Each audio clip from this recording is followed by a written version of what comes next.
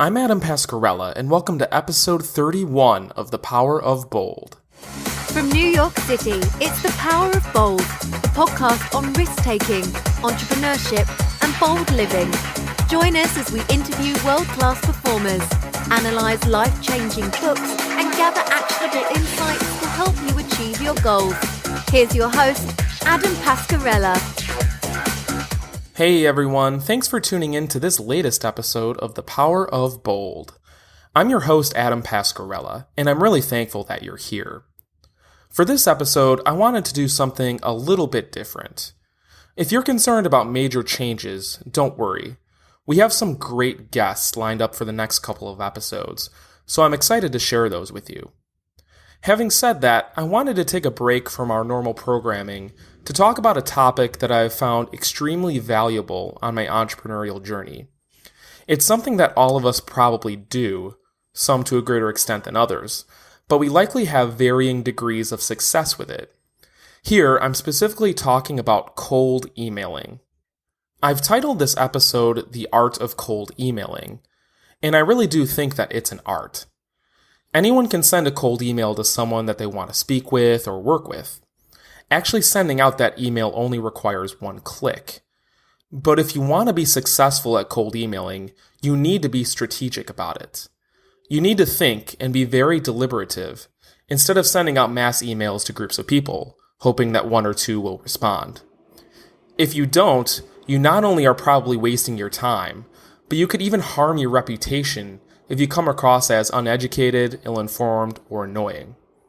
So what we're going to do in this episode is speak about cold emails themselves, their value in your professional life, and how you can best leverage them to your advantage. While I don't have all of the answers, I have had some success with cold emailing, so I hope that I can use some of my experience to help make your life a little easier as you are drafting your next cold email.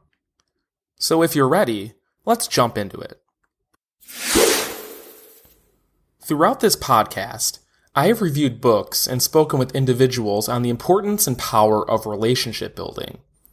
In the early days of the podcast, I reviewed Keith Ferrazzi's classic book, Never Eat Alone. It's a terrific book focused on the power of building genuine, long-lasting relationships. I also spoke with Ryan Paugh, a co-founder of The Community Company and author of Super Connectors. If you haven't listened to those episodes, I'd suggest you check them out. While those episodes primarily focused on how to go beyond traditional quote-unquote networking to meet people and build strong relationships, both episodes touched on how to get in touch with new acquaintances or contacts, which is definitely connected to what we're discussing today. They are episodes 17 and 22, so check them out after listening to this episode. Ever since I quit my day job to become an entrepreneur, I have had to rely on a wide range of tools in my toolkit. That said, one of the most important tools that I've sharpened, for lack of a better word, is my ability to cold email groups and individuals. Cold email has led to many great opportunities for me, from booking and interviewing some of the highest profile names on this podcast, to snagging some great interviews for an upcoming book that I'm working on. It's not a silver bullet, and it often results in failure. Nevertheless, cold email does have power, and if you can use it effectively, you can open doors that otherwise wouldn't be opened. But let's back up for a bit. Before discussing the how, it is helpful to first talk about the why. In other words, why would you think it's a good idea to reach out to someone you have never met before to pursue some objective that you have? The most notable benefit of cold emailing is that you connect with individuals, perhaps well-known individuals, that are outside your network. All of us have our own social networks, and the ties within our networks may be strong or weak, depending on the individual. But putting that aside, our networks have a defined size, and those networks often don't include people that we would like to interact or collaborate with. I think that's an almost universal statement. It would be hard to argue against. So once again, you may have a list of people in your industry that you would like to contact and collaborate with, a dream list, so to speak. You may have a potential mentor that you've dreamed about, but you haven't met yet. Or you may be a content creator like me, who needs to collaborate with others on some project, whether that's a podcast, a series of articles on your website, or something else. Whatever the case is, you may recognize that there is someone out there that you haven't yet met that can not only help you with your goals, but that you could help with their goals. Mutual value creation is critical, and if you can identify its potential existence, you could be in a strong position to send out a cold email. So there's this group or universe of people that we want to get in touch with, for whatever reason, yet they're outside our own networks. But this is an important point. Because of this, cold emailing may be an effective strategy to get in touch with an individual. I say may, though, because cold emailing isn't the only way to go about this. In fact, I would argue that almost always, cold emailing should not be your first or go-to strategy. It seems obvious, but it's worth repeating. If you can find a way to connect with your target through a first or second degree contact, that's far more preferable than starting out cold. That said, a lot of people hesitate to do this, even though they will be in a much better position to work through an intermediary to contact their target, rather than simply cold emailing. Why is this? I think it was well said in Never Eat Alone. And again, if you'd like to hear a more thorough discussion of the book, I'd recommend you check out episode 17. Anyway, Keith Ferrazzi says that most of us have this view of relationships as being based on reciprocity. We only scratch another person's back if we have some certainty that they will scratch ours. Reciprocity is such a strong force in human interaction, and it can play a large role in affecting our decisions and behaviors with others. So essentially, Ferrazzi argues that we often don't ask for favors from others in our own network because we know that we either may have trouble paying them back, we simply don't know how to pay them back, or maybe even we don't want to pay them back. In other words, we're relying on a transactional-based approach to networking and building relationships. If you want to learn more about this, I'd recommend reading the classic book Influence by Robert Cialdini. It is one of the best books that I have read on the subject. Ultimately, Ferrazzi says this transactional-based approach is not a productive way to use the networks that we have built. I would tend to agree. The bottom line is that if you have a friend or a close acquaintance that has some connection with your target, you are in a much, much better position than having to directly cold email the target. How you approach that mutual connection is up to you, but rest assured that this is a much better strategy than simply emailing your target cold. The easiest way to find mutual connections is through LinkedIn, although this may be less effective now since so many people simply accept connection requests without really thinking about it. You may have to think hard about who would know your target and simply approach them. If they don't know the target, perhaps they can lead you to someone that does. While this may seem like a diversion, it's important to talk about this before cold emailing itself. Cold emailing has much lower success rates than reaching out through an intermediary, so make sure to try this before simply sending out a bunch of cold emails to your targets. Remember, personal contacts first, cold emails second. Okay, if there comes a time when your network does not have any ties to your target, you can proceed in one of two ways. You can go the deep research route and try finding individuals who you can meet that closely know your target. This is a variation of the personal network strategy, but one that involves you going up the ladder, so to speak, in order to find some individual that can speak with your target and vouch for you. Again, this is more effective than cold email, but it requires a lot of work, including recognizing who those key intermediaries are and building a relationship with them. Patience is the name of the game here. If you are on a tighter time frame and need to reach your target more quickly, cold email may be the way to go. Again, it usually isn't the best strategy, but it has worked for me and for others. Cold email has brought you some of the most prominent guests that I have had on this podcast and in an upcoming book project that I'm working on. Now, there are some inherent disadvantages and advantages to cold email. Let's start with the disadvantages. One disadvantage is that you may not know how to contact your target. This becomes a big problem if your target is especially well known. He or she may not have a public email address, so you may have to do some major digging. Similar to this, that person may have an intermediary like an agent or publicist. While it helps to have that person's email, that agent or publicist is a large gatekeeper who can deny your request without even escalating it to your target.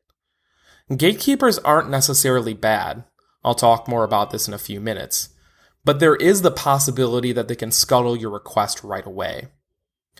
Cold emailing is also inherently difficult because your target doesn't know you. The higher profile your target, the more email that he or she likely receives. It almost becomes overwhelming, so they need to be strategic with their time. If they see an email from someone they don't know, they may just simply delete it, no matter how catchy the subject line is. And even if they do open your email, they may spend at most 3 to 5 seconds on it. You have to make an immediate impression or your message is simply going in your target's trash bin. So while the odds may be against you, there are some inherent advantages in cold email. I think one of the most prominent is due to the nature of email itself. While new technologies have transformed the way we behave and think, we still heavily rely on email for communication, especially in our professional lives.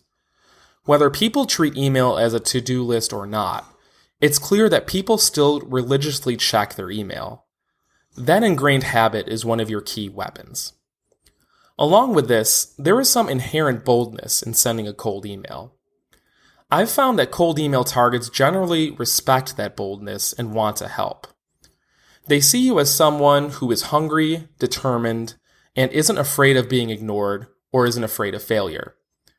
They may even see a little bit of themselves in you. While you're definitely going to need to provide some value to them in order to get a response, the simple act of cold emailing may give you some positive momentum as your target is considering your request.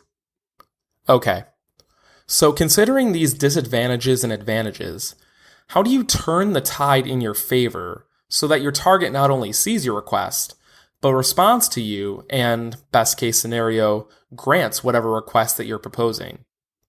I don't have all the answers here, but throughout my experience as an entrepreneur, whether that's through this podcast, my current book project, or other projects, I've come across some good heuristics and tactics that have increased my success rate.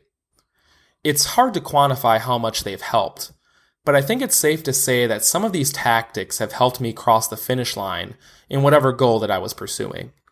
So first, it's critical to overcome that first disadvantage that I spoke about, which is not knowing how to contact your target. Often, this just requires sweat equity on your part. Do some research and try to find any public email that's out there. Now, there are some websites that can help you find the contact info of certain individuals. Hunter.io is one of them. These companies can help you find the email addresses of many organizations out there. I haven't used them too much, but some people find them useful. You may as well. If I can't find an email address, I also look to social media sites like Facebook, Twitter, or LinkedIn to see if I can message my target. I find it less effective than email, but it's better than nothing, and it's led to at least one guest on this podcast. Now, throughout this entire discussion, it's critical to understand the dynamics at play. I mentioned gatekeepers earlier, and it is true that they have a lot of power in shooting down your request. That said, there is something about going through the quote-unquote proper channels when reaching out to someone, especially if they have a higher profile. I'm specifically speaking about individuals in a company's communications department or outside agents or publicists. Directly reaching out to higher profile people, if you do get their email address, may actually be a negative if they are very process-oriented. They may see you trying to skirt the process that they explicitly designed. Because of this, I find that the way to proceed depends on your objectives. For booking guests on this podcast, for example, I prefer reaching out to those communications professionals to schedule an interview. You can always email the target if you have his or her email, and you don't hear anything back from an intermediary. If my target doesn't have someone like an agent, publicist, or other intermediary, I will reach out directly. But if you are targeting a potential mentor, you'll probably want to go straight to your target instead of working through an intermediary. Experience is the best teacher here, and it simply takes time to gain that experience. Okay, once you know who you're going to target, you need to craft the email. There are a couple of important things to note here. First, let's talk about the subject line. There are entire courses on how to craft the most effective subject lines. I would simply say that it needs to be informative and eye-catching, but not over the top. You need to find a way to separate yourself from the deluge of other emails in your target's mailbox. There is no explicitly right way to do this, but I would say that you need to take your time with this. Don't choose the first subject line that you think of. Be patient and develop a short list of potential options. There's no real way to test your options on your target since you are simply sending one email, but you may discover over time in your cold emailing career that one type of subject line works over others. Again, this comes with experience, but once you gain that experience, you may want to seriously consider incorporating some of those successful elements in your next email. As just one example, for this podcast, I found some success in sending a few emails with the subject line, "I loved," followed by the name of the potential guest book, followed by, "Let's talk about it." Now granted, I genuinely liked the books and wanted to email those guests with the hope that they would come on the show. But I found that subject line more effective than simply typing "interview request," followed by the person's name, or "podcast interview request." The bottom line here is that the subject line isn't something that you should quickly breeze through. You can really separate yourself by crafting a strong subject line. By doing this, you increase the odds that your target will actually open your email, which is a really large barrier in and of itself. Next, let's talk about the actual copy of your email. Quite clearly, this is one of, if not the most important parts of your cold email. Again, you'll want to incorporate your own style and tone into the message. But I think there are some general principles to follow here. I think the most important thing in a cold email is to explain how you are helping your target. It's so important that I'll say it again, but in a different way. In your cold email, you need to provide value to your target. It's all too easy to focus your email copy on how your target can help you. We're all generally focused on ourselves, our goals, and our objectives. And while our goals and objectives are important, focusing on them in our cold emails won't really work. Sure, there may be some cases where a contact does respond and wants to help you accomplish whatever it is you want to accomplish. But more often than not, a focus on you and your goals is going to lead your email being sent to the trash can. Instead, what you need to do is show how helping you is going to help them. You need to make this clear early on in the email so that your target is enticed to keep reading. As for what you can offer your target, you may be thinking that it isn't much, especially if your target is really well known or has a lot of money. While this may be true about your target, you have to get creative. Try stepping into the mind of your target and seeing what they would want if someone like you is approaching them cold. For instance, if I'm cold emailing a guest for my podcast, I try explaining how being on my podcast can introduce their content to a new audience. In some instances, this may result in future book sales. In others, it may lead to an increased social media following, which will lead to further opportunities down the road.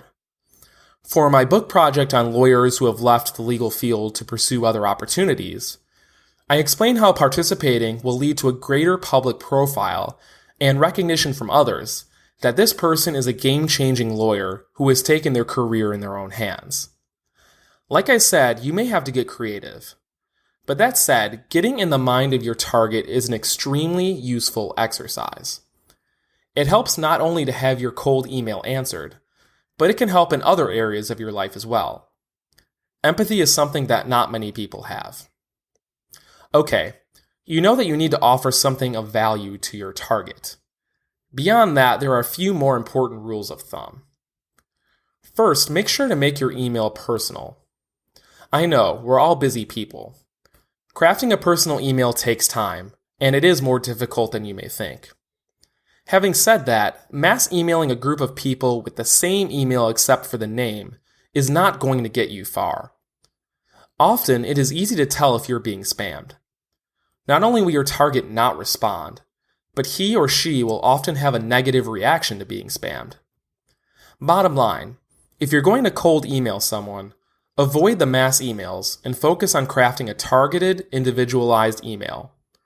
While it may take some more time, you will be more successful in the long run. Along with this, it really helps to find some connection with your target. The connection doesn't have to be extremely compelling. For example, if you went to the same school as the target, or are from the same city or state, you can mention this in your email. It is a quick and easy way to build some level of rapport. I found that the college connection works pretty well. Alums of colleges share a common experience, and graduating from the same college creates a baked-in level of credibility when you're reaching out. While it requires a bit of research from you, mentioning anything that is similar with your contact can go a long way in making you seem less like an unfamiliar name on a screen. Next, I would aim to keep your emails relatively short. You may think that it may take you several paragraphs to explain what it is that you're asking for. And while that actually may be the case, you have to work on making your email shorter. All of us are strapped for time, and that's particularly true for the people that you are cold emailing. While you may be more verbose in your normal emails, you have to trim it down for your cold emails. I'm not saying that there's a hard sentence or paragraph limit, but just be mindful of the length of your emails. Your target will thank you. Along with this, get to the point quickly. Make it as easy as possible for your target to understand who you are, what you're asking, and what next steps are. It needs to be as seamless as possible. For example, if you want to ask someone to join you for coffee, suggest 1 or 2 places close to your target's office. When emailing potential guests for this podcast, I suggest a potential week to record the episode, and we go from there. Again, this point is about empathy. By embracing brevity, you respect the time of your target, and along with that, you are more likely to write a more thought-out, concise email compared to a lengthy diatribe with no clear ask. In my experience, I have also found it helpful to include my personal bio in every cold email. It is a 1-page document that contains some relevant history for my background. For example, mine says where I'm originally from, my educational background, and what I have accomplished professionally since graduating from Michigan and Penn Law School. Essentially, it is a narrative form of my resume. It also contains my headshot, which I have found to be especially useful. It adds a face to a name, which again makes the cold email more personable. It's worth investing the time to create a bio, whether you choose to include it in your cold email or not. That said, I would recommend attaching it. You never know who will read it, and if something you write triggers a response in the mind of your target. Finally, I'd recommend being humble, gracious, and passionate. You are asking someone to take some time out of their day to not only read your email, but to perhaps take some action that you are requesting in your message. Being gracious toward the person, being passionate about whatever it is you're talking about, and being understanding of that person's time commitment can go a long way.